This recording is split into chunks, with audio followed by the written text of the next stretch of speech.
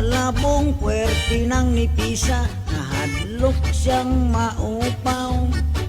Basing mo pangit iyang itsura, Jesus siyang itlog.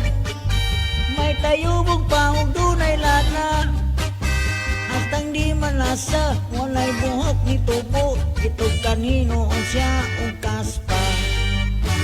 Tungod sa kabalaka, ipagkonsulta sa doktor nga espesyalista. Pasyente nagduda, kay ang doktor pertisang upawa. Unya ang resulta, matud pa sa doktor nga okay na.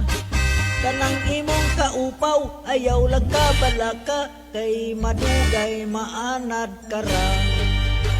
Ambot nga no, dagan diyang mga upaw ug ulo, apa ng bungot ug mga balibo, labong paman kaayo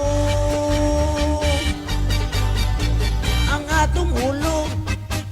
Diya sa mayubon ug aling pulo, diya gayong dapita sa tao, mao gayoy makalbo.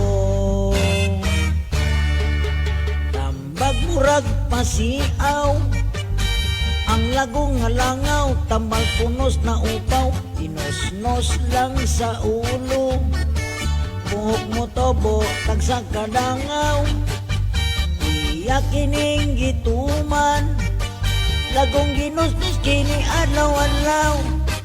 Abot ang kasimana, gisusi gitanaw, ang upaw ni samot kasinaw.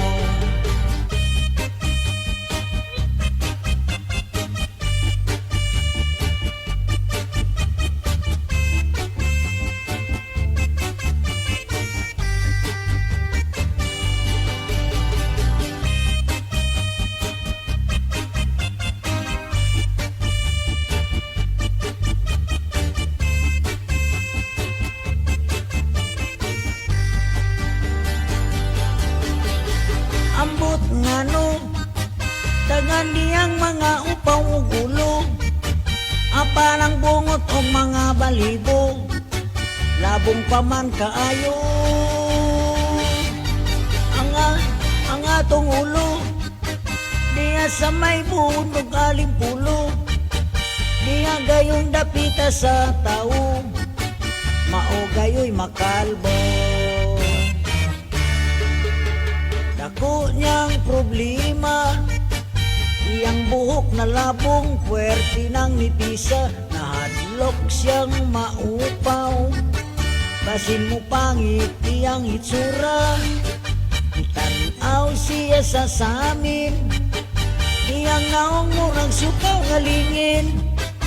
Sa likod o kilid, taas abot sa aping, apa nang ibabaw daw gikaingin. Ngano, dagadi ang mga upaw ug ulo, apa ng bungot o mga balibo, labong paman kaayo ang atong ulo.